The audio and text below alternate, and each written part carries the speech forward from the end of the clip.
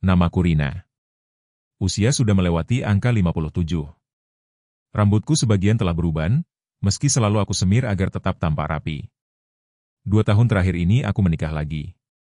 Suamiku sekarang, Harun, adalah teman dekat mendiang suamiku dulu. Kami dulu sering bertemu, karena Harun adalah orang yang setia. Ia mengantar jenazah suamiku sampai ke liang lahat, lalu menghilang. Bertahun-tahun tak bertemu, hingga tiba-tiba Allah mempertemukan kami kembali di sebuah acara takziah. Dan dari situlah semua berawal. Harun lelaki baik. Sabar. Lembut. Tak banyak bicara. Tapi karena pekerjaan menjaga malam di perumahan sebelah, ia lebih sering pulang saat matahari hampir naik. Dan aku terbiasa sendiri lagi, seperti dulu. Sampai akhirnya, Ardi datang. Ardi adalah cucu dari Harun, dari anak pertamanya. Ia baru saja lulus SMA. Usianya mungkin 18 atau 19 tahun. Ardi tinggal bersama kami karena harus mengikuti tes kerja yang diadakan di kota ini. Panggil saja Mami, kataku saat ia pertama kali datang.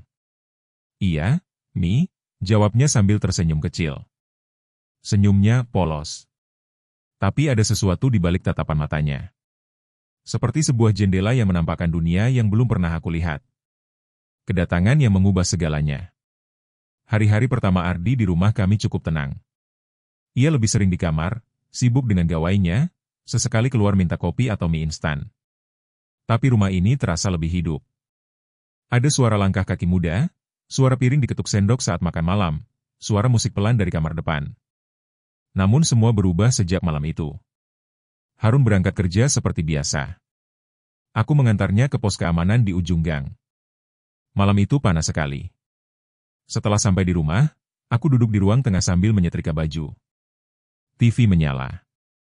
Suaranya kecil, tapi cukup untuk menemani kesunyian. Aku tak sadar, dustermu menerawang. Cahaya lampu membuat kain tipis itu seolah tembus. Dan tiba-tiba, Mi, ada kopi nggak? Suara Ardi terdengar dari belakangku. Aku menoleh cepat. Ia berdiri di sana, hanya mengenakan kaos tipis dan celana pendek. Rambutnya acak-acakan. Matanya menatapku terlalu lama. Ada di dapur. Kamu mau Mami buatin? Tanyaku canggung. Kalau Mami mau buatin ya gak apa-apa, jawabnya sambil cengengesan. Aku masuk dapur. Sambil menyalakan kompor, aku merasa ada yang memperhatikan dari balik pintu. Naluriku tak salah. Ardi berdiri di ambang, diam. Matanya menelusuri punggungku. Gerah ya, Mi? Kayaknya panas banget malam ini, katanya sambil menunjuk ke arah dusterku. Aku terdiam sejenak, lalu segera membalikkan badan dan berpura-pura sibuk. Cuacanya biasa aja, jawabku singkat. Ia tertawa kecil. Aku segera menyodorkan kopi padanya dan buru-buru kembali ke ruang tengah. Tapi sejak malam itu, jantungku berdetak tidak normal setiap Ardi mendekat. Suara di balik lemari. Pukul 11 malam. TV masih menyala. Aku belum bisa tidur. Harun masih di posnya. Dan Ardi ada di kamarnya. Rumah ini terlalu tenang. Terlalu berbahaya untuk seorang perempuan tua yang mulai merasa rapuh. Aku masuk kamar, hendak melepas karet rambut. Baru saja akan berbaring, suara dari balik lemari tua membuatku menjerit. Seekor tikus. Aku paling takut dengan binatang kecil itu. Ardi. Ardi. Tolong. Ia masuk dengan mata mengantuk. Kenapa, Mi? Tikus. Di balik lemari, tunjukku panik. Ardi tertawa kecil, lalu jongkok dan memeriksa. Kok nggak ada, Mi? Ada. Tadi aku dengar suaranya, ujarku. Nafasku masih memburu. Ia berdiri dan menyandarkan tubuh ke lemari, menatapku. Kalau Mami takut, mau aku temani tidur malam ini? Aku menelan ludah. Hati kecilku berteriak, jangan. Tapi bibirku hanya berbisik, temani bentar aja, sampai Mami tertidur. Ardi tampak terkejut. Tapi lalu ia tersenyum. Aku ambil bantal dulu. Hening yang tak biasa. Ia tidur di lantai, beralaskan tikar. Aku diranjang, membelakangi. Tapi aku tahu malam itu, Rasa sepi telah berubah bentuk. Aku tak bisa memejamkan mata. Nafasku naik turun, pikiranku kacau. Dalam gelap, aku mendengar Ardi berguling. Nafasnya berat. Dan aku sadar sesuatu telah bergeser di antara kami. Sesungguhnya, malam itu adalah permulaan dari sesuatu yang tak pernah bisa kutarik kembali. Bayangkan, kamu terjaga di tengah malam. Cahaya lampu dari ruang tengah mengintip dari celah pintu yang tak sepenuhnya tertutup. Nafas seseorang terdengar samar, tapi cukup jelas untuk membuat tubuhmu bergidik. Di balik suara itu, ada tatapan yang lebih panas dari api, namun tetap membisu. Di sebuah rumah yang sempit, dua jiwa yang seharusnya tak pernah saling menyentuh kini saling mengintai. Bukan karena cinta, tapi karena kesepian yang tak tertahankan. Dan ketika batas itu mulai kabur, siapa yang mampu menghentikannya? Keheningan yang terlupakan. Pagi datang dengan langkah pelan. Langit masih basah oleh embun. Aku bangun lebih awal dari biasanya, padahal semalam aku tidur dengan perasaan campur aduk. Ardi sudah tak ada di dalam kamar. Hanya tikar yang tergulung rapi dan bantal yang ia kembalikan ke sofa di ruang tengah. Semua tampak biasa. Terlalu biasa. Aku masuk dapur, mulai menyiapkan sarapan seadanya. Pikiran masih melayang-layang, mencoba menepis bayangan semalam. Tapi semakin aku menepis, semakin terasa dekat. Ketika Ardi keluar dari kamar dengan mata sembab dan rambut masih aut-autan, seolah tidak ada apa-apa yang terjadi. Ia duduk, meminum teh buatanku, dan berkata dengan suara serak. Tidur nyenyak, Mi? Aku tersenyum canggung. Lumayan. Makasih udah nemenin semalam. Dia hanya mengangguk. Seharusnya semua berhenti sampai di situ. Tapi malam berikutnya, Harun libur kerja. Suara yang tak terlupakan. Malam itu, Harun berkata, aku cuti malam ini. Udah lama gak nemenin kamu, nah? Aku mengangguk. Diam. Di satu sisi aku bahagia, tapi di sisi lain entah kenapa rasa gelisah lebih dominan. Malam itu kami di kamar. Harun menepati janjinya sebagai suami. Ia memelukku, menyentuhku, seperti dulu saat awal menikah. Tapi tubuhku kaku. Ada sesuatu yang menghalangi rasa itu mengalir seperti biasanya. Di ruangan sebelah, Ardi masih terjaga. Aku tahu karena aku bisa merasakan tatapan itu menembus dinding tipis rumah ini. Mungkin hanya halusinasiku. Tapi jantungku berdetak lebih cepat dari biasanya. Harun tak menyadari. Ia terlalu lelah untuk peduli. Dan aku, terlalu terperangkap dalam rasa bersalah untuk menikmati malam yang seharusnya menjadi malam kami berdua. Pagi harinya, suasana rumah seolah tak berubah. Tapi aku tahu, segalanya telah berubah. Kalimat yang mengoyak hati. Malam ketiga. Harun kembali kerja. Aku duduk di ruang tengah, menonton acara lama yang tak lagi menarik. Ardi duduk di lantai, bersandar pada sofa, memainkan HP-nya. Tiba-tiba tanpa melihatku, ia berkata, Nyi, kalau lagi berlayar jangan ribut ya. Ombaknya bisa kedengeran sampai ke kabin sebelah. Aku tersedak. Mataku membelalak, tak percaya dia mengatakan itu. Ganggu apa sih, Ardi? Suaraku naik 1 oktav, antara malu dan kaget. Dia hanya tertawa pelan, masih menatap layar HP-nya. Aku belum tidur loh semalam. Jadi aku dengar. Dek. Astagfirullah, kamu itu dengerin kerjaan orang tua? Ujarku panik. Salah dindingnya, Mi. Bukan salahku, ucapnya santai. Aku ingin marah. Tapi entah kenapa, justru perasaanku makin kacau. Seketika muncul bisikan nakal di pikiranku. Emang kenapa? Kamu iri ya sama orang tua ini? Dia menoleh cepat. Tatapannya menusuk. Tapi dia tak menjawab. Matanya bicara lebih banyak daripada lisannya. Aku pura-pura tertawa. Tapi hatiku mulai terbakar api yang tak bisa kupadamkan. Isyarat yang terlalu jelas. Sejak malam itu, ada yang berubah dari cara dia melihatku. Bukan seperti cucu melihat nenek sambung. Tapi seperti seseorang yang menginginkan lebih. Dan lebih gilanya, aku mulai melihat dia dengan cara yang sama. Aku merasa berdosa hanya dengan membiarkan pikiranku melayang sejauh itu. Tapi setiap malam, Ardi seperti tahu kapan aku sedang rapuh. Mi, malam ini jangan sendirian. Pasti sepi kan? Katanya suatu malam. Sendirian itu biasa, Di, jawabku. Biasa tapi nggak nyaman. Kan semalam juga sempat takut tikus, ujarnya sambil tersenyum penuh makna. Aku tak menjawab. Hanya duduk diam, menatap layar TV yang buram. Tapi pikiranku sudah terbang jauh. Nafasku mulai tak beraturan. Seketika aku berdiri. Mami ke kamar dulu ya. Pintu kamar nggak usah dikunci, Mi, ujarnya pelan, tanpa melihat ke arahku. Aku berhenti sejenak. Tapi tak berkata apa-apa. Langkahku gemetar saat masuk kamar. Tapi dalam hati, aku tahu. Pintu itu tidak akan benar-benar terkunci malam ini. Bayangkan, seseorang mengetuk pintu kamar tidurmu di tengah malam.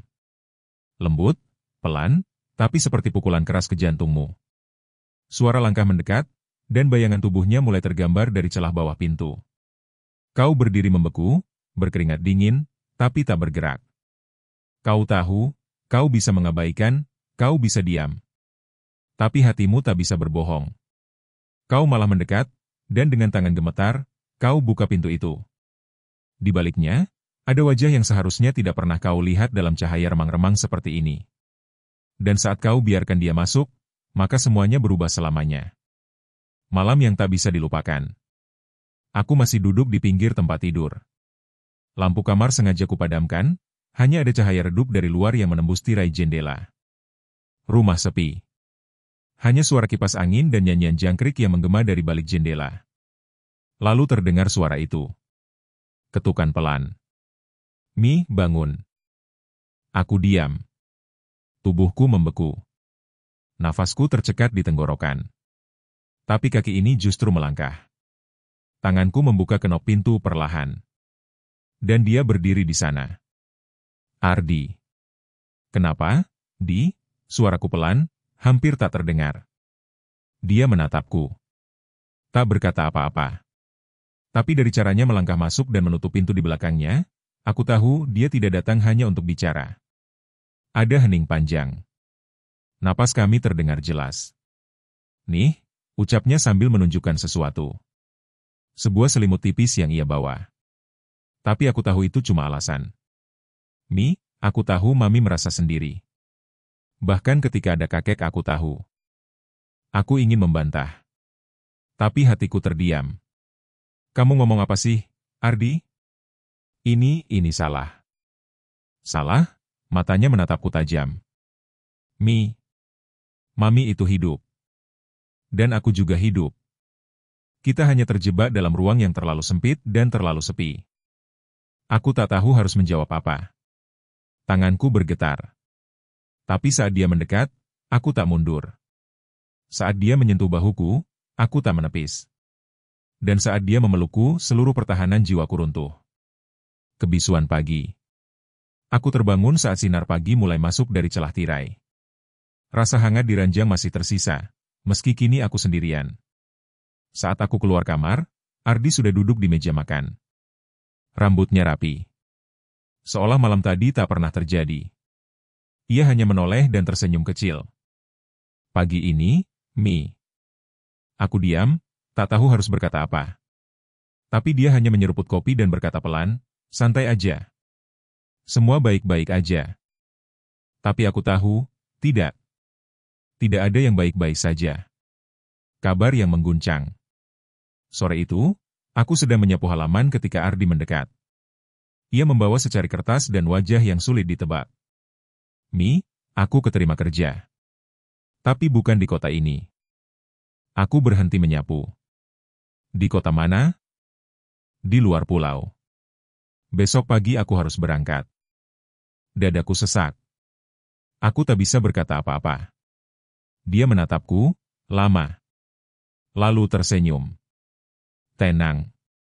Semua yang telah terjadi, biar jadi rahasia kita. Gak akan ada yang tahu.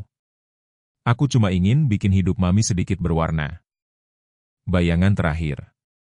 Malam itu aku duduk sendiri di ruang tengah. TV menyala, tapi aku tak menontonnya. Besok pagi dia pergi. Dan malam ini, mungkin terakhir kalinya aku merasakan kehadiran dia di rumah ini. Aku ingin semua kembali seperti semula. Tapi aku juga sadar, yang telah pecah, tak akan pernah bisa kembali utuh. Bayangan Ardi muncul dari balik dinding lorong. Ia berjalan perlahan, duduk di lantai di dekatku. Tak banyak kata. Tapi kehadirannya, cukup untuk membuat hatiku bergemuruh lagi. Aku tahu, malam ini akan jadi malam yang paling sunyi. Tapi aku juga tahu, luka yang ditinggalkannya akan tinggal lebih lama dari yang aku duga.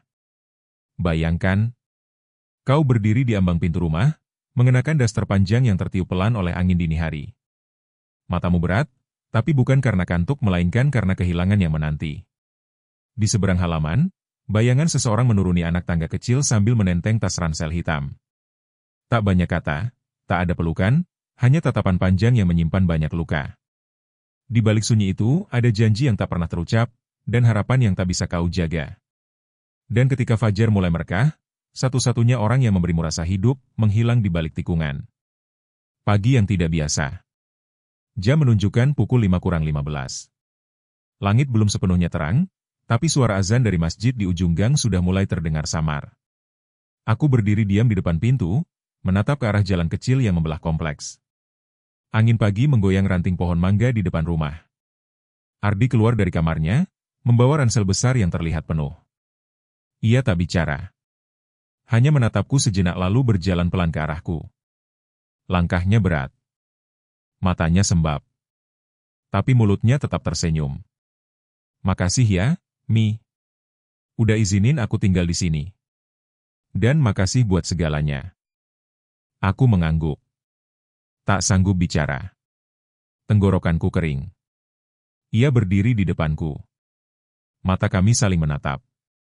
Lama. Andai waktu bisa kupelankan. Maaf ya, udah bikin Mami rumit, ucapnya pelan. Aku menggenggam tangan bajunya. Tapi kemudian melepaskannya. Jaga diri kamu, Di. Di luar sana banyak dunia yang belum kamu lihat. Dia mengangguk. Iya, Mi. Tapi dunia di sini akan selalu aku ingat. Perpisahan tanpa pelukan. Tak ada pelukan. Tak ada cium di pipi. Hanya isyarat mata yang berbicara lebih jujur dari bibir. Dia berjalan perlahan menuju ujung jalan, di mana sebuah motor ojek online telah menunggu. Aku berdiri di situ, mematung. Seperti patung batu yang tak bisa bergerak. Ketika motornya menghilang di tikungan, air mata itu tak bisa kutahan lagi. Aku masuk rumah, duduk di sofa, menatap tikar kosong yang dulu jadi tempat dia duduk setiap malam. Masih ada bekas lipatan. Masih ada aroma yang tertinggal. Tapi tubuhnya, tidak lagi di sana. Kehampaan yang tak tertampik. Hari itu berlalu seperti hampa. Aku mencoba sibuk. Mencuci. Menyapu. Mengelap kaca. Tapi semuanya terasa sia-sia. Sore harinya, Harun pulang dari kerja. Ia memelukku dan bertanya, Ardi udah berangkat? Aku mengangguk. Pagi-pagi sekali. Cepat juga keterimanya. Anak itu memang pintar, kata Harun sambil duduk dan membuka sepatunya. Aku tersenyum kaku. Tak ada yang salah dari ucapannya. Tapi hatiku, seperti diremas. Malam yang terlalu senyap. Malam tiba lagi. Dan rumah kembali seperti semula. Sunyi. TV menyala. Tapi tak ada suara tawa dari lantai. Tak ada pertanyaan aneh. Tak ada yang memanggil, Mi, dengan nada manja. Aku duduk sendirian. Di tempat biasa aku dan Ardi duduk.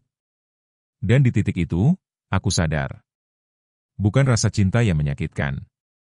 Tapi rasa kehilangan. Ardi membawa sesuatu dari rumah ini. Sesuatu yang tak akan pernah kembali.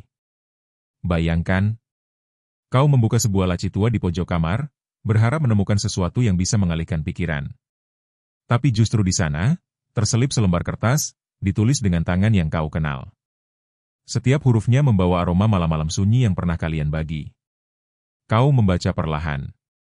Jantungmu berdetak makin cepat. Di tiap barisnya, ada perasaan yang selama ini hanya kalian simpan dalam diam. Tapi kini, tertulis nyata, mengunci rahasia yang semestinya dibawa pergi. Dan saat air matamu mulai jatuh, kau tahu tak akan pernah bisa melupakan. sepi yang lebih dalam. 3 hari berlalu sejak Ardi pergi. Harun kembali sibuk dengan rutinitasnya. Setiap malam ia berangkat kerja seperti biasa, dan aku kembali sendiri. Tapi kesendirian kali ini terasa berbeda.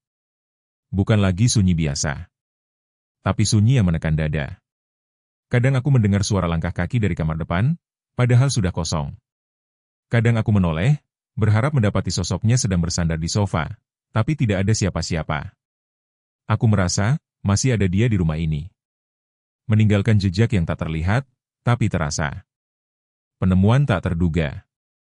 Sore itu, aku sedang membereskan kamar depan yang dulu ditempati Ardi. Sprei sudah dicuci, bantal dan selimut telah dibereskan. Tapi ada satu laci yang belum sempat aku buka. Laci tua, berderit saat ku tarik pelan. Di dalamnya, sebuah catatan. Kertas lusuh yang dilipat rapi. Tanganku gemetar saat membukanya. Tulisan tangan itu jelas milik Ardi. Mami, jika suatu hari Mami menemukan ini, berarti aku sudah pergi jauh. Aku tidak tahu bagaimana caranya mengungkapkan semua yang selama ini aku tahan. Tapi lewat tulisan ini, setidaknya aku bisa jujur. Sejak pertama kali aku tinggal di rumah ini, aku tahu aku salah. Tapi aku juga tahu. Mami merasakan apa yang aku rasakan.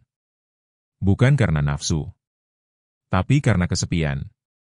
Karena kita berdua sama-sama kosong, dan saling mengisi. Aku tidak akan pernah mengungkapkan ini ke siapapun. Tapi aku ingin Mami tahu, malam-malam itu, bukan hanya kesalahan. Itu, satu-satunya waktu aku merasa hidup. Terima kasih, Mami. Maafkan aku. Aku pamit. Tanganku menutup kertas itu perlahan. Tubuhku lemas. Tak ada yang bisa kuucapkan. Hanya air mata yang mengalir tanpa suara. Kenangan yang membekas. Sejak saat itu, aku menyimpan catatan itu di tempat yang hanya aku tahu. Tidak untuk dibaca ulang. Tapi sebagai pengingat bahwa pernah ada rasa yang tumbuh di tempat yang seharusnya tidak subur. Setiap malam, aku duduk di tempat biasa, menatap ruang kosong di lantai. Kadang kuletakkan 2 gelas teh di atas meja. Satu untukku. Satu lagi, hanya untuk bayangan yang tak akan kembali. Harun tak pernah tahu. Suamiku tetap seperti biasa. Setia. Sabar. Ia tak pernah curiga. Tak pernah bertanya. Dan aku hanya bisa tersenyum di depannya, menyimpan semua luka dan rahasia dalam diam. Kadang aku merasa bersalah. Tapi rasa itu tak bisa menghapus apa yang sudah terjadi. Aku tetap menjalankan peranku. Sebagai istri. Sebagai ibu. Tapi tidak lagi sebagai diriku sendiri yang utuh. Malam dan catatan. Malam demi malam berlalu. Kadang aku memandangi langit dari jendela kamar. Membayangkan Ardi di kota jauh. Apakah dia masih mengingatku? Apakah dia juga memandangi langit yang sama? Aku tak tahu. Tapi yang ku tahu, hatiku tak pernah sama lagi sejak dia pergi. Dan satu catatan kecil itu, cukup untuk membuat aku menangis setiap kali membacanya. Bayangkan, setiap malam, kau tidur dengan lampu remang dan gorden yang setengah tertutup. Di luar, suara angin memainkan bayangan di dinding kamarmu. Di dalam, ada satu ruang yang tak bisa kau sentuh, bukan karena tak terlihat, tapi karena terlalu dalam. Kau mencoba melupakan, mencoba mengganti, tapi ada satu nama yang tetap muncul, di sela doa, di balik mata terpejam. Dan saat kau sadar, rasa itu sudah terlalu lama kau kunci, tapi kuncinya, kau buang sendiri. Hari-hari tanpa suara. Semenjak Ardi pergi, rumah ini menjadi terlalu teratur. Tidak ada lagi gelas yang tertinggal di meja. Tidak ada lagi sandal berserakan di depan kamar. Tidak ada tawa mengejutkan dari ruang tengah. Aku berjalan dari kamar ke dapur, dari dapur ke halaman, seperti robot. Semua rutinitas kulakukan tanpa rasa. Yang berbeda hanyalah, setiap malam aku memandangi HP, menunggu pesan. Tapi tidak ada. Tidak satu pun. Ardi tidak pernah menghubungiku. Pura-pura bahagia. Harun mulai menyadari sesuatu. Bukan karena aku berubah. Tapi karena aku, terlalu berusaha tampak seperti biasa. Nah, kamu capek ya akhir-akhir ini? Tanyanya suatu malam saat makan malam. Aku tersenyum. Enggak, Bang. Cuma kepikiran anak-anak. Belum ada kabar dari mereka. Harun mengangguk pelan. Iya, aku juga rindu Ardi. Anak itu cepat akrab ya sama kamu. Kalimat itu menghantam. Aku hanya bisa tersenyum hambar dan mengalihkan pembicaraan. Karena aku tahu, rindu yang aku rasakan bukan rindu yang pantas untuk diakui. Mimpi yang membunuh. Malam itu aku tertidur lebih cepat. Tapi justru disitulah semuanya datang kembali. Aku bermimpi. Di dalam mimpi itu, Ardi duduk di ruang tengah, dengan kemeja putih yang biasa ia kenakan saat wawancara kerja. Dia menatapku, tersenyum, dan berkata, Mi, aku balik sebentar. Cuma mau lihat Mami bahagia. Aku bangun dengan air mata menetes. Jantungku berdebar hebat. Kutengok jam dinding. Pukul 2:13. Kupeluk bantal itu erat-erat. Dalam diam, aku berdoa. Allah, jika ini cobaan, kuatkan aku. Jika ini salah, ampuni aku. Terkurung dalam kenangan. Seminggu berlalu. Tak ada pesan. Tak ada kabar. Tapi kenangan tak pernah absen. Setiap kali aku menyentuh benda yang dulu dipakai Ardi, rasa itu muncul lagi. Mug favoritnya yang retak di bagian bawah. Kaos lamanya yang tertinggal di belakang pintu kamar. Catatan kecil yang masih aku simpan di bawah tumpukan jilbabku. Aku seperti hidup dalam ruang yang dipenuhi oleh bayangan seseorang yang sudah tak di sini. Setiap malam aku berbicara dalam hati. Kamu baik-baik saja, Di? Mami masih ingat tiap detik kamu di sini. Tapi suara itu hanya menggema di ruang kosong milik diriku sendiri. Pertanyaan yang tak pernah terjawab. Suatu sore, aku berdiri di depan cermin. Menatap wajahku yang mulai lelah. Rina, apa yang sudah kamu lakukan? Tanyaku pada diri sendiri. Tak ada jawaban. Yang ada hanya tatapan mata yang mulai penuh gurat penyesalan. Bibirku bergetar. Aku ingin melupakan. Tapi rasa rindu ini tak mau pergi. Dan malam itu, sebelum tidur, aku kembali membuka catatan Ardi.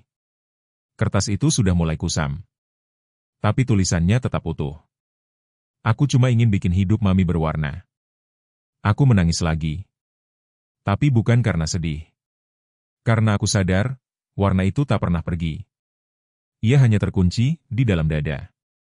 Bayangkan, suatu pagi, saat kau membuka layar ponsel dengan mata masih setengah sadar, ada satu notifikasi baru yang membuat jantungmu berhenti sejenak.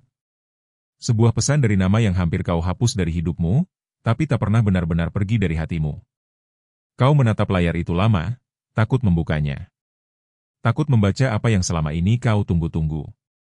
Tapi saat akhirnya kau buka, tiap katanya seperti bara. Membakar, melukai, tapi juga menyala kembali. Membuat sesuatu dalam dirimu bangkit, walau seharusnya sudah lama mati. Pagi yang mengejutkan. Sudah hampir 2 minggu sejak Ardi pergi. Setiap hari terasa seperti salinan dari hari sebelumnya. Tapi pagi itu, berbeda. Aku baru saja selesai menyiapkan teh untuk Harun saat ponselku bergetar di atas meja makan. Satu pesan masuk. Dari nama yang tak pernah berani aku hapus, Ardi.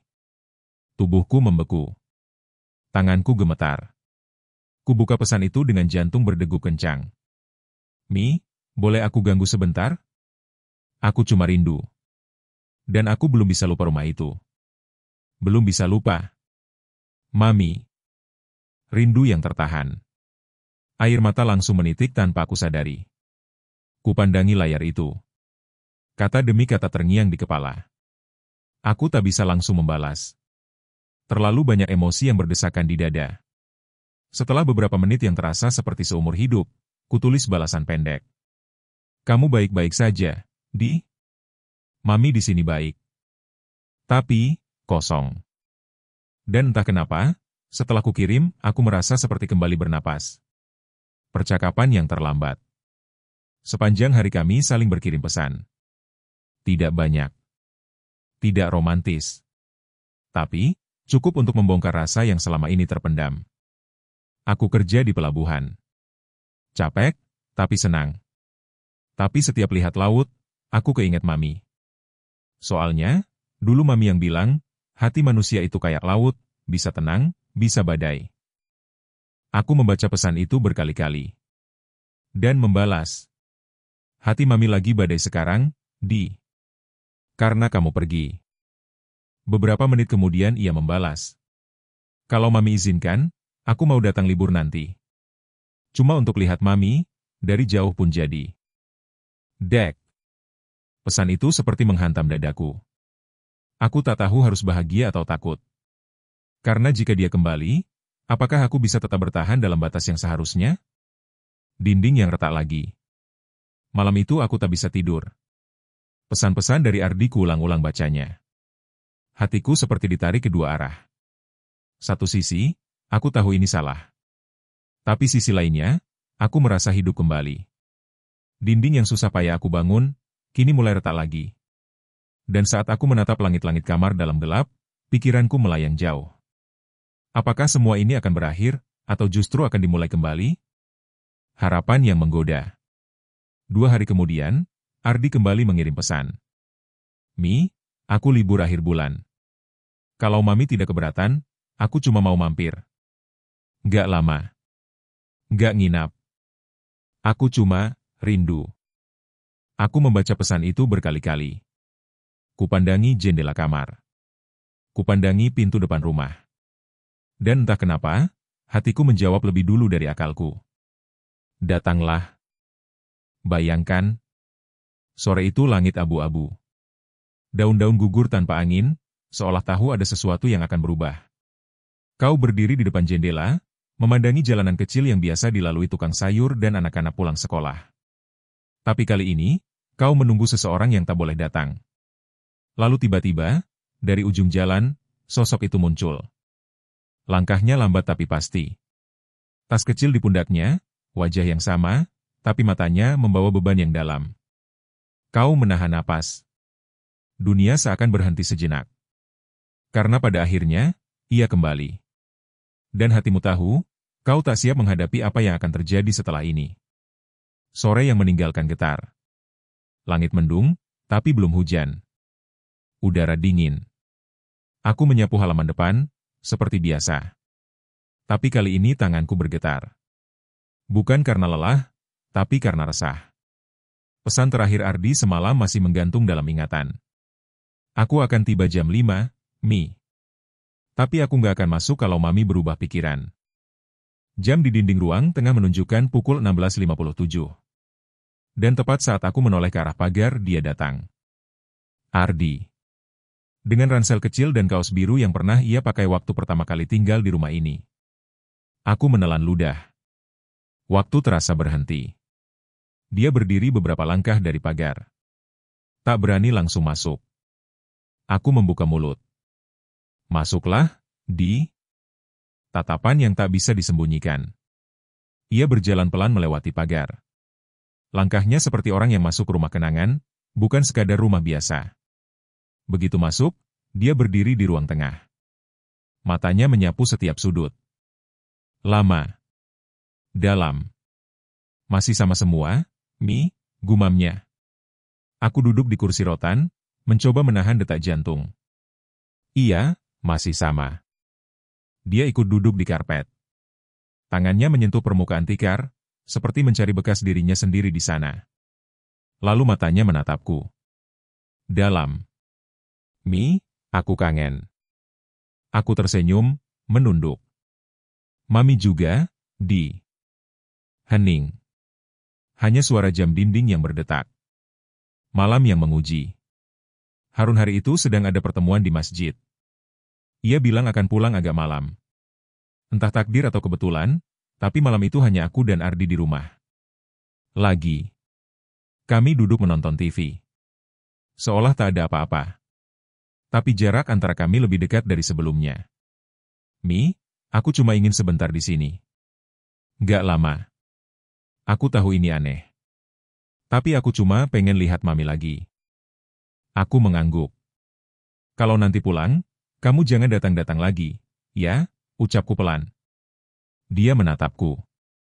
Lama. Kenapa? Karena aku tahu, jika kamu datang lagi, aku mungkin tak sanggup menahan apapun. Sentuhan yang membuka luka.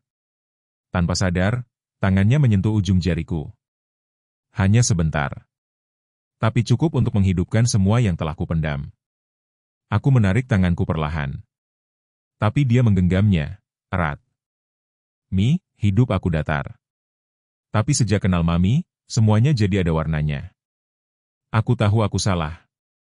Tapi perasaan ini nyata. Aku menutup mata. Menahan air mata. Ardi, kita tidak boleh seperti ini lagi. Tapi kita juga gak bisa pura-pura gak pernah ada apa-apa. Aku berdiri. Kamu nginap aja malam ini. Tapi kita tidur di ruangan yang berbeda. Besok pagi kamu harus pergi. Dia mengangguk pelan. Aku janji. Malam terakhir. Aku tidur di kamar. Dia di ruang depan. Tapi malam itu aku tidak bisa tidur. Pintu kamar tidak kukunci. Dan sekali lagi, aku takut. Bukan takut pada Ardi. Tapi takut pada diriku sendiri. Karena aku tahu, tak semua yang kita biarkan masuk, bisa kita usir kembali. Bayangkan, kau terbangun di tengah malam dengan jantung yang berdetak tak wajar. Rumah sunyi, hanya cahaya remang dari lampu lorong yang menyusup lewat celah pintu. Kau duduk di ranjang, mendengarkan, dan kau tahu ada seseorang yang juga belum tidur. Langkahnya pelan, namun pasti. Kau bisa menutup pintu itu sekarang. Bisa menguncinya. Tapi kau diam. Kau membiarkannya terbuka. Dan ketika pintu itu bergeser perlahan dan suara napas orang itu memasuki ruangmu, satu-satunya hal yang tak bisa kau lakukan hanyalah berkata, tidak. Malam yang tak pernah selesai. Jam dinding menunjukkan pukul 1:17. Aku membuka mata tanpa sebab. Atau mungkin, karena aku memang tidak benar-benar tidur. Di luar, angin malam menyusup lewat kisi-kisi jendela, mengantar suara yang tak ingin kudengar, suara langkah kaki. Perlahan. Mendekat. Pintu kamarku tidak terkunci. Aku tahu itu. Seseorang mengetuk sangat pelan. Lalu, suara yang tak asing lagi memanggil. Mi, boleh aku bicara sebentar? Aku tak menjawab. Tapi aku juga tidak menyuruhnya pergi. Pintu itu terbuka perlahan. Ardi berdiri di ambang pintu, tak membawa apapun kecuali keberanian dan rasa bersalah yang tersembunyi di balik matanya. Dialog tanpa suara. Ia masuk tanpa suara. Menutup pintu. Duduk di lantai, tak jauh dari ranjangku. Hari ini, aku lihat Mami beda. Aku menatapnya, tidak menjawab. Wajah Mami seperti ingin bicara, tapi memilih diam. Aku menarik selimut, seolah itu bisa melindungiku dari sesuatu yang bahkan tak berbentuk. Ardi menyandarkan punggung ke sisi tempat tidur. Lalu berkata pelan, kenapa kita gak pernah ngomongin yang sebenarnya? Aku menggeleng, karena yang sebenarnya terlalu salah. Dia mendongak, menatapku. Tapi aku gak bisa pergi tanpa tahu, apa Mami pernah ngerasa yang sama seperti aku? Aku menutup mata. Nafasku berat. Aku ingin mengatakan tidak. Tapi aku tahu, kebohongan itu tak akan menghapus apapun. Mami gak tahu, di perasaan ini salah, tapi dia nyata. Dan itu yang paling menyakitkan. Kedekatan yang terlalu jauh. Dia mendekat. Hanya duduk di sisi tempat tidur, tak menyentuh.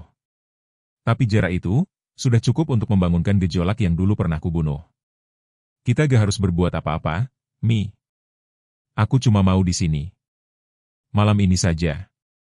Karena besok, aku gak yakin bisa ketemu lagi. Aku menatapnya. Sorot matanya serius. Bukan anak-anak. Bukan main-main. Tapi penuh luka dan ketulusan. Dan entah kenapa, malam itu aku membiarkannya tetap duduk di sana. Tanpa suara. Tanpa pelukan. Hanya hening yang lebih padat dari ucapan. Fajar yang penuh debu. Subuh menjelang. Ardi berdiri, merapikan dirinya, lalu menatapku satu kali sebelum keluar kamar. Terima kasih, Mi. Untuk malam ini dan semua malam yang pernah kita lalui. Aku mengangguk. Tidak menangis. Tidak berbicara. Tapi begitu dia menutup pintu, air mata itu tumpah dengan sendirinya. Karena kadang, hal yang paling menyakitkan bukanlah perpisahan. Tapi kata-kata yang tak sempat diucapkan. Bayangkan, Setelah badai, yang tersisa hanyalah sunyi. Kau membuka pintu pagi itu dan merasakan angin masuk tanpa diundang. Tapi bukan angin itu yang membuatmu menggigil, melainkan keheningan. Sepi yang tak sama seperti biasanya. Ada kekosongan yang baru. Seperti ruang yang baru saja ditinggalkan seseorang yang tidak hanya membawa ranselnya pergi, tapi juga separuh dari hatimu. Dan yang tersisa hanya suara jam dinding, aroma kopi yang tak lagi diminum, dan satu ruang kosong yang tak akan pernah terisi lagi dengan cara yang sama. Pagi yang dingin tanpa kehadiran. Jam 6:25. Aku berdiri di pintu depan. Sisa embun masih menempel di kaca jendela. Langit berwarna pucat. Di ruang tengah, tikar tempat Ardi tidur semalam sudah tergulung rapi. Gelas kopi yang ia gunakan sudah kucuci. Tapi bekas jarinya masih terasa. Dia sudah pergi. Tanpa pamit panjang. Tanpa pelukan. Tanpa pesan lanjutan. Hanya satu kalimat yang ia bisikan sebelum matahari muncul. Mami jaga diri ya. Aku gak akan balik lagi. Dan benar. Setelah itu, tidak ada kabar lagi. Kembali ke kehampaan. Hari demi hari berlalu. Harun tetap seperti biasa. Baik, setia, tak pernah curiga. Kami makan malam bersama. Ia cerita tentang pekerjaan, tentang warga yang bikin onar malam-malam. Dan aku hanya mengangguk. Mendengarkan. Tapi jiwaku tidak di sana. Sejak Ardi pergi lagi, rumah ini menjadi terlalu sunyi. Bukan karena sepi suara, tapi karena aku sudah tahu rasanya ditemani. Lalu kehilangan. Kamar yang tak ingin kubuka. Suatu sore, Harun berkata, "Nah, kamar depan bersih banget sekarang. Enak dilihat." Aku mengangguk, pura-pura tersenyum. Tapi dalam hati, aku tak pernah benar-benar masuk ke kamar itu lagi. Setiap kali melintas, aku hanya melirik. Tak berani membuka pintunya. Karena aroma tubuh Ardi masih terperangkap di sana. Bahkan udara di dalam kamar itu masih terasa hangat olehnya. Dan aku takut. Takut jika aku membuka pintu itu, aku akan kembali tenggelam dalam sesuatu yang sudah seharusnya hilang. Waktu yang tak menyembuhkan. Orang bilang, waktu bisa menyembuhkan. Tapi itu bohong. Waktu hanya membuat kita belajar hidup dengan luka itu. Aku tetap menjalankan hari-hariku. Tetap masak. Tetap menyapu. Tetap tersenyum. Tapi malam-malamku tidak pernah tenang lagi. Kadang aku terbangun, berharap menemukan pesan baru. Tapi tidak ada. Dan mungkin tidak akan ada. Kenangan yang terlalu dalam. Pagi ini aku membuka laci tempat aku menyimpan surat terakhir dari Ardi. Kertas itu mulai menguning. Tapi kalimatnya masih utuh. Aku cuma ingin bikin hidup Mami berwarna. Dan aku sadar. Warna itu memang sempat datang. Tapi kini ia berubah menjadi abu-abu. Lalu pudar. Dan rumah ini kembali menjadi rumah. Bukan tempat tinggal yang hidup. Hanya bangunan kosong yang menyimpan terlalu banyak rahasia.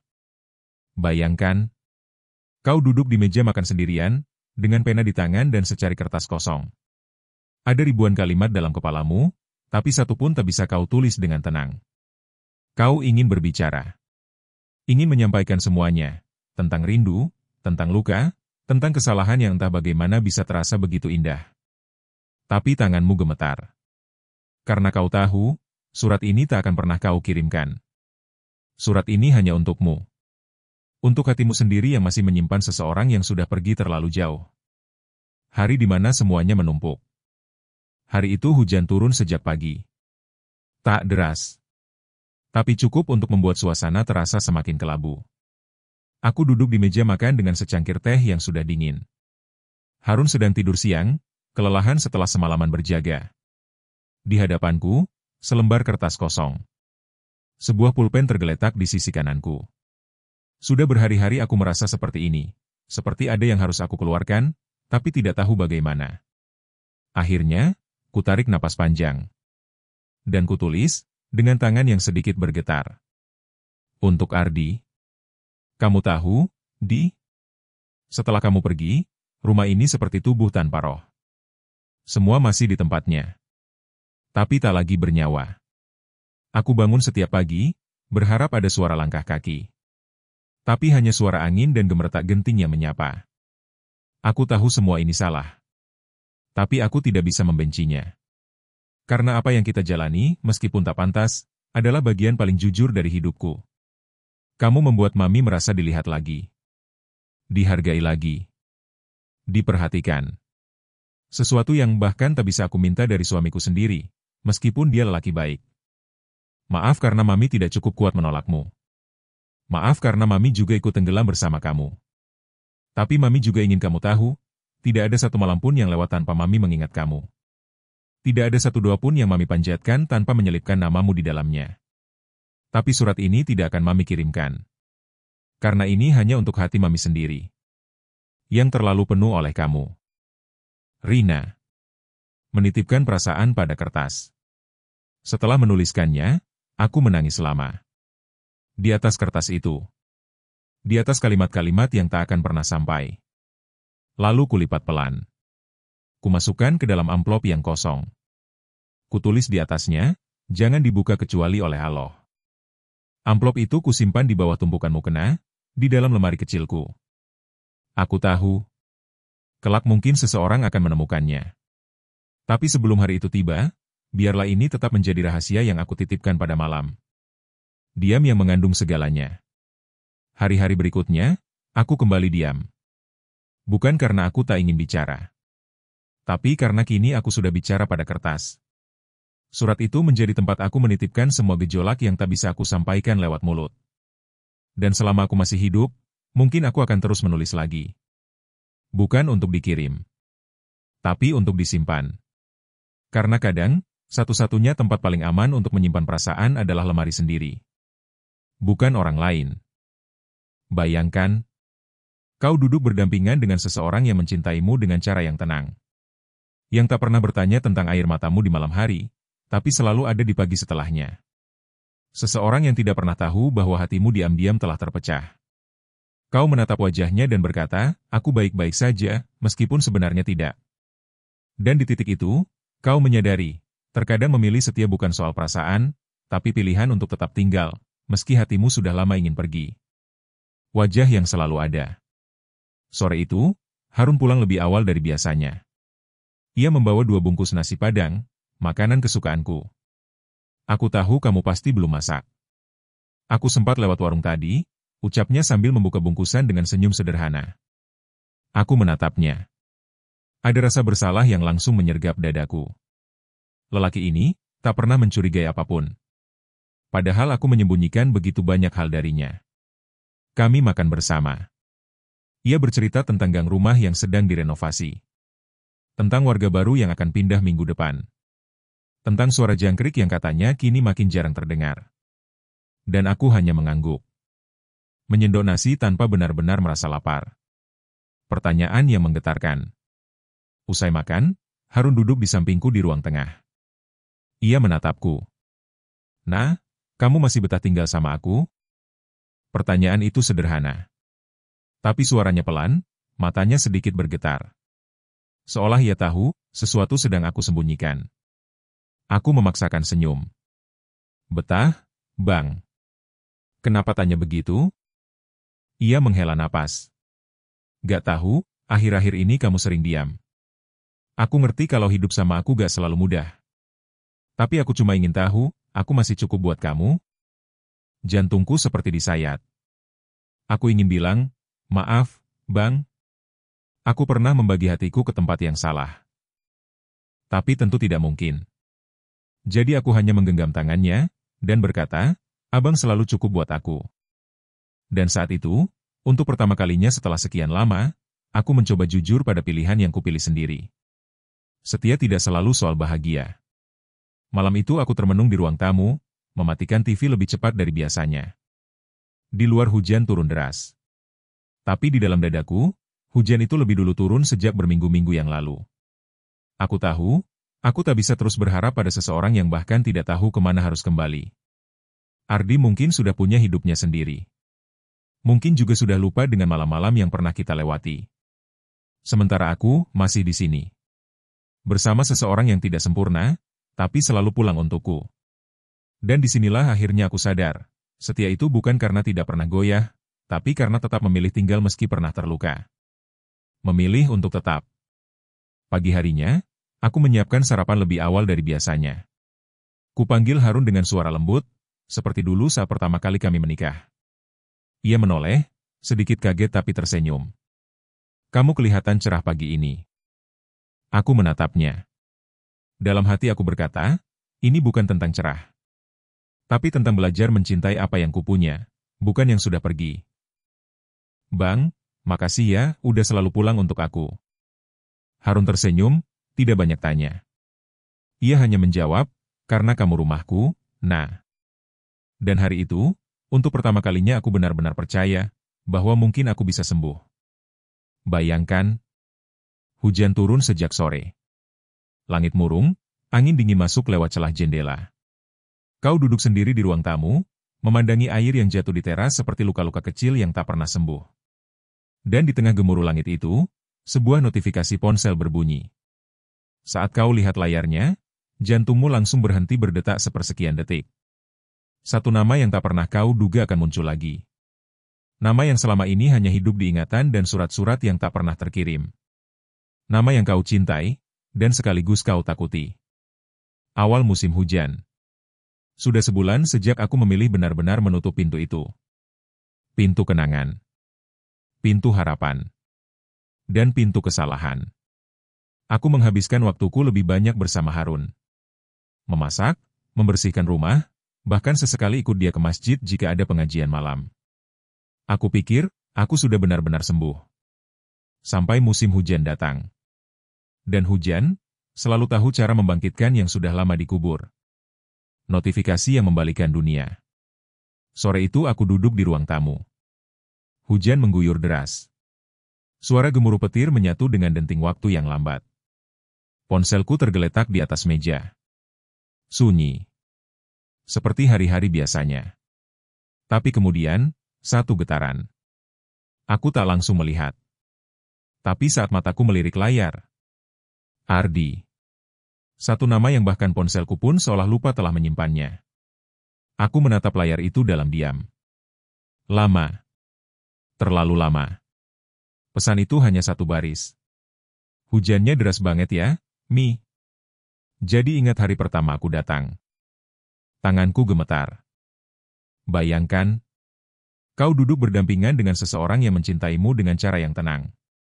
Yang tak pernah bertanya tentang air matamu di malam hari, tapi selalu ada di pagi setelahnya. Seseorang yang tidak pernah tahu bahwa hatimu diam-diam telah terpecah. Kau menatap wajahnya dan berkata, aku baik-baik saja, meskipun sebenarnya tidak. Dan di titik itu, kau menyadari, terkadang memilih setia bukan soal perasaan, tapi pilihan untuk tetap tinggal, meski hatimu sudah lama ingin pergi. Wajah yang selalu ada. Sore itu, Harun pulang lebih awal dari biasanya. Ia membawa 2 bungkus nasi padang, makanan kesukaanku. Aku tahu kamu pasti belum masak. Aku sempat lewat warung tadi, ucapnya sambil membuka bungkusan dengan senyum sederhana. Aku menatapnya. Ada rasa bersalah yang langsung menyergap dadaku. Lelaki ini tak pernah mencurigai apapun. Padahal aku menyembunyikan begitu banyak hal darinya. Kami makan bersama. Ia bercerita tentang gang rumah yang sedang direnovasi. Tentang warga baru yang akan pindah minggu depan. Tentang suara jangkrik yang katanya kini makin jarang terdengar. Dan aku hanya mengangguk. Menyendok nasi tanpa benar-benar merasa lapar. Pertanyaan yang menggetarkan. Usai makan, Harun duduk di sampingku di ruang tengah. Ia menatapku. Nah, kamu masih betah tinggal sama aku? Pertanyaan itu sederhana. Tapi suaranya pelan, matanya sedikit bergetar. Seolah ia tahu, sesuatu sedang aku sembunyikan. Aku memaksakan senyum. Betah, Bang. Kenapa tanya begitu? Ia menghela napas. Gak tahu, akhir-akhir ini kamu sering diam. Aku ngerti kalau hidup sama aku gak selalu mudah. Tapi aku cuma ingin tahu, aku masih cukup buat kamu? Jantungku seperti disayat. Aku ingin bilang, maaf, Bang. Aku pernah membagi hatiku ke tempat yang salah. Tapi tentu tidak mungkin. Jadi aku hanya menggenggam tangannya, dan berkata, Abang selalu cukup buat aku. Dan saat itu, Untuk pertama kalinya setelah sekian lama, aku mencoba jujur pada pilihan yang kupilih sendiri. Setia tidak selalu soal bahagia. Malam itu aku termenung di ruang tamu, mematikan TV lebih cepat dari biasanya. Di luar hujan turun deras. Tapi di dalam dadaku, hujan itu lebih dulu turun sejak berminggu-minggu yang lalu. Aku tahu, aku tak bisa terus berharap pada seseorang yang bahkan tidak tahu kemana harus kembali. Ardi mungkin sudah punya hidupnya sendiri. Mungkin juga sudah lupa dengan malam-malam yang pernah kita lewati. Sementara aku masih di sini. Bersama seseorang yang tidak sempurna, tapi selalu pulang untukku. Dan disinilah akhirnya aku sadar, setia itu bukan karena tidak pernah goyah, tapi karena tetap memilih tinggal meski pernah terluka. Memilih untuk tetap. Pagi harinya, aku menyiapkan sarapan lebih awal dari biasanya. Kupanggil Harun dengan suara lembut, seperti dulu saat pertama kali kami menikah. Ia menoleh, sedikit kaget tapi tersenyum. Kamu kelihatan cerah pagi ini. Aku menatapnya. Dalam hati aku berkata, ini bukan tentang cerah. Tapi tentang belajar mencintai apa yang kupunya, bukan yang sudah pergi. Bang, makasih ya, udah selalu pulang untuk aku. Harun tersenyum, tidak banyak tanya.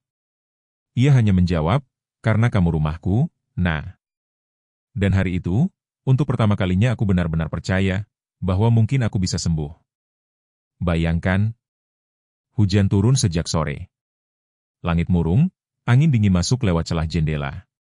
Kau duduk sendiri di ruang tamu, memandangi air yang jatuh di teras seperti luka-luka kecil yang tak pernah sembuh.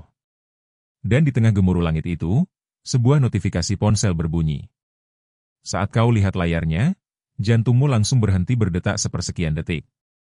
Satu nama yang tak pernah kau duga akan muncul lagi. Nama yang selama ini hanya hidup di ingatan dan surat-surat yang tak pernah terkirim. Nama yang kau cintai, dan sekaligus kau takuti. Awal musim hujan.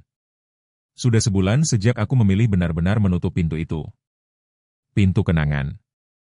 Pintu harapan. Dan pintu kesalahan. Aku menghabiskan waktuku lebih banyak bersama Harun. Memasak, membersihkan rumah, bahkan sesekali ikut dia ke masjid jika ada pengajian malam. Aku pikir, aku sudah benar-benar sembuh. Sampai musim hujan datang. Dan hujan, selalu tahu cara membangkitkan yang sudah lama dikubur. Notifikasi yang membalikan dunia. Sore itu aku duduk di ruang tamu. Hujan mengguyur deras. Suara gemuruh petir menyatu dengan denting waktu yang lambat. Ponselku tergeletak di atas meja. Sunyi. Seperti hari-hari biasanya. Tapi kemudian, satu getaran. Aku tak langsung melihat. Tapi saat mataku melirik layar. Ardi. Satu nama yang bahkan ponselku pun seolah lupa telah menyimpannya. Aku menatap layar itu dalam diam. Lama. Terlalu lama. Pesan itu hanya satu baris. Hujannya deras banget ya, Mi. Jadi ingat hari pertama aku datang. Tanganku gemetar. Aku membalas, setelah detik-detik yang sepi. Iya, Di. Mami juga ingat. Obrolan yang terlambat. Dan seperti pintu yang perlahan terbuka, kami mulai berbicara lagi. Pelan. Hati-hati. Tapi terasa sangat akrab. Terlalu akrab. Gimana kabar Mami? Kamar depan masih dingin gak? Masih. Tapi sekarang gak ada yang nempatin. Aku gak tahu kenapa. Tapi akhir-akhir ini, aku pengen dengar suara Mami. Aku terdiam. Jari-jariku berhenti mengetik. Hatiku bertanya, kenapa sekarang? Setelah aku memilih untuk tetap? Tapi mulutku tak bisa mengusir bayangan yang tiba-tiba datang lagi. Karena satu kalimat darinya, cukup untuk membuat luka itu berdarah kembali. Malam yang membawa ingatan. Malam itu, aku menatap jendela kamar. Hujan masih belum berhenti. Harun sudah tertidur. Suara napasnya teratur, damai. Dan aku, masih menggenggam ponsel. Membaca ulang pesan-pesan dari Ardi. Menelusuri tiap kata. Ada bagian dalam diriku yang ingin menjauh. Tapi ada bagian yang lebih dalam, yang merasa hangat karenanya. Dan tiba-tiba, muncul satu pesan lagi. Mi, aku ada di kota ini 3 hari. Cuma kunjungan kerja. Aku gak punya niat apa-apa. Tapi, bolehkah aku lihat Mami dari jauh? Dilema yang tak bisa dibagi. Aku menutup ponsel. Tak menjawab. Aku berjalan ke arah lemari. Kubuka laci paling dalam. Kutatap surat yang dulu kutulis tapi tak pernah kukirimkan. Lalu kupeluk surat itu, sambil berbisik dalam hati. Ya Allah, kali ini, jangan biarkan aku jatuh lagi. Bayangkan, kau berdiri di balik tirai jendela rumahmu sendiri, menyaksikan seseorang berdiri di seberang jalan, basah oleh hujan gerimis yang jatuh perlahan. Dia tidak mengetuk pintu, tidak memanggil namamu. Hanya berdiri, menatap. Matanya mengirimkan rindu yang sudah terlalu lama ia pendam. Kau tahu dia datang bukan untuk merebut apapun, tapi untuk mengingatkanmu, bahwa pernah ada satu waktu, kau hidup karena kehadirannya. Dan di balik kaca itu, kau mulai goyah. Karena tak ada yang lebih menyakitkan daripada cinta yang tak bisa disambut, tapi juga tak bisa dihapus. 3 hari yang menyesakan. Sejak pesan terakhir dari Ardi, dadaku terasa sesak. Ia tak memaksa. Tak menagih. Tak menekan. Tapi justru itulah yang membuatku tak bisa berhenti memikirkannya. Setiap sudut rumah ini kembali terasa seperti dulu. Tirai yang dulu ia sentuh. Karpet di mana ia duduk. Cangkir kopi yang masih kusimpan di lemari. Dan malam pun tiba. Hari ketiga, ia datang. Aku tidak memberitahunya alamat rumah ini secara langsung. Tapi dia ingat. Tentu saja dia ingat. Pukul 5 sore. Gerimis turun seperti kabut yang melayang rendah. Aku sedang menyapu halaman ketika aku merasa ada yang memperhatikan. Kepalaku menoleh ke arah jalan. Dia berdiri di seberang pagar. Diam. Tidak tersenyum. Tidak melambaikan tangan. Hanya berdiri di situ. Dengan tatapan yang tak bisa dijelaskan. Tanganku berhenti bergerak. Duniaku berhenti sejenak. Dan untuk sesaat, aku lupa bahwa aku telah memilih untuk setia.